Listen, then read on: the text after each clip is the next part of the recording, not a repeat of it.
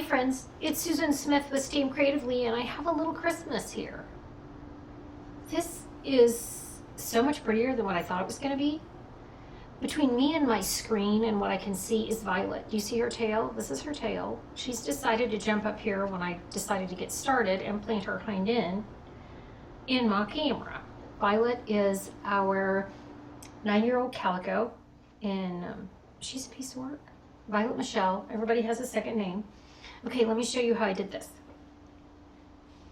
So when I get the catalog, I am a go to the back junkie. And I look at all the specialty items, and when I looked over here, I'm like, okay, there's the specialty papers.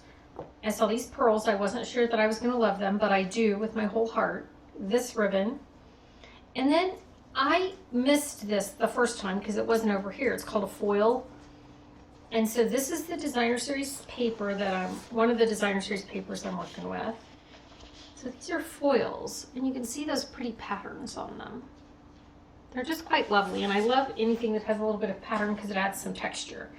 And then I'm using the Boughs of Holly designer series paper. And it has, I try not, like I do a Christmas card stamp all day, and I try not to do too much plain Christmas red and plain Christmas green because I feel like anybody can do it. Oh, now she's going to face you. So this paper I thought was pretty, but I really liked the back sides of it. I thought it had some really interesting, everybody should have an interesting backside, right? So I thought these were pretty. So this is the one I pulled out to use. Scooch this out of the way and show you how I put this card together. So I have Evening Evergreen card base. These are the dies. These are the Hollyberry dies. And I used both of these 2 stamp sets. I used the Leaves of Holly and the Brightest Glow.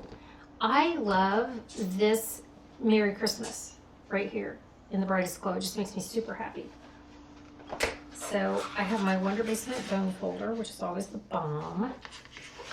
I'm going to do Evening Evergreen. I'm going to zoom in a minute and see if I can get Violet out of our picture. Nope, she's still going to have her head in my picture. So, Evening Evergreen. I'm going to seal on some Cherry Cobbler.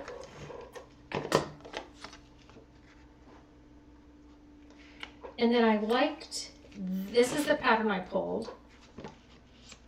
That other side is just not my jam. I do not have a problem covering up this pattern side of this designer series paper. I like this side much better. And then I took a piece of vanilla and stamped on the inside. Okay, and I'm going to use my piercing mat for this because it's going to stamp better with this holly. So I used my soft succulent, and then I used the Evening Evergreen ink. So for my soft succulent, I'm going to put a piece of paper over here.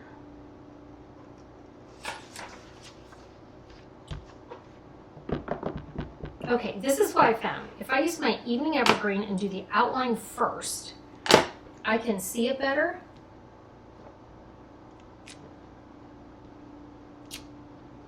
To put the soft succulent in the middle.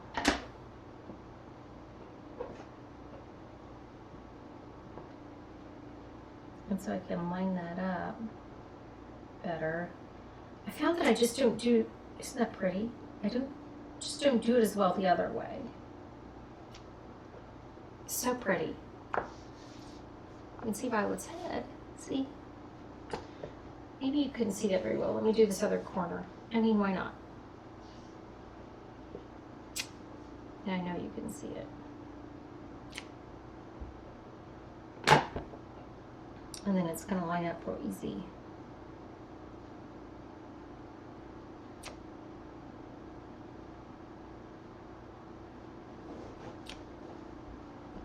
So pretty. The holly's really pretty. I love holly. It's one of my exceptions to my red and green rule. So I put this This one you'll have to write a little smaller because I just used up a bunch of space.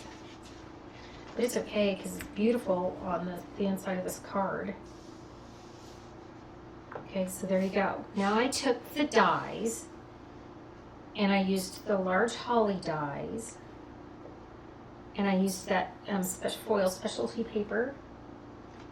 I took my words and ran them through on pearlized paper. I stamped it in the evening evergreen and then embossed it in crystal clear, which you can see a little bit. This pearlized paper is so pretty. And then I did my berries. The bottom part is the foil and the top part's cherry cobbler. And then I just put a bow and bells. And then I got super happy with my favorite gems, the red and green. They match this perfectly. So to put this together, I just used, I didn't realize the die also cut out this little bitty edge. This would have been perfect to use with those adhesive strips.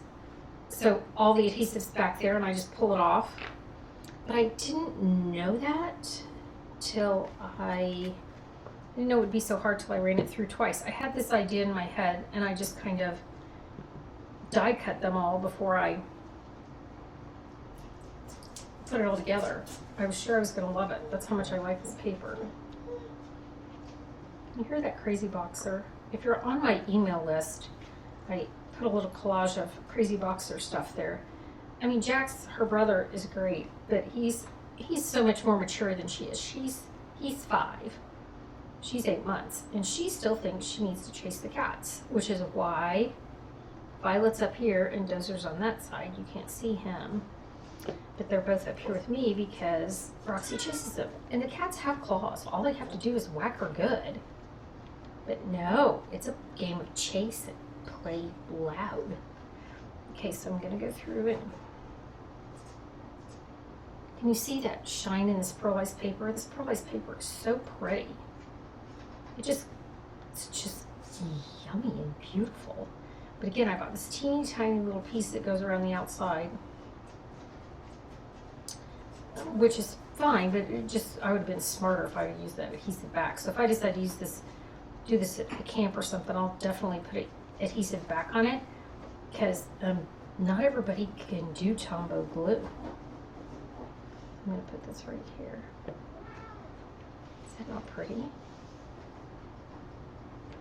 Okay, so and then I'm going to put my berries on. Oh no, I put my berries on with dimensionals. I wanted a little raspberry.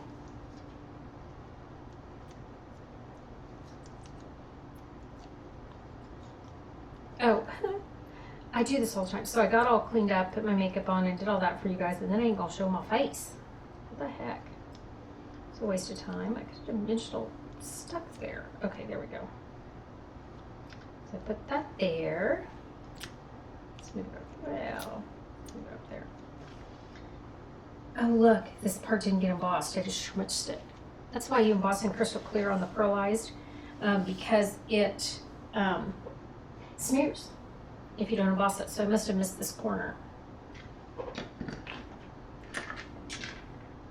I bet the person who gets this card, by the time I add all this beauty to it, these are the flat jingle bells.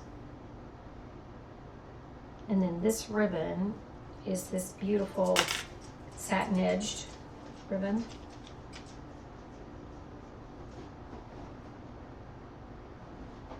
And this is, I mean, this jingle bell's flat. It's gonna be flatter than the dimensional.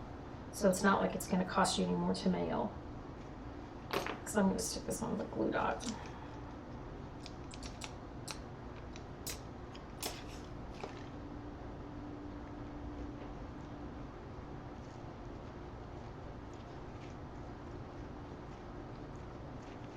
See, I mean, is that not pretty? This is flying up, but I'm only moving it so you can see it because it doesn't bung. It's still beautiful. Now let's bling it up, friends.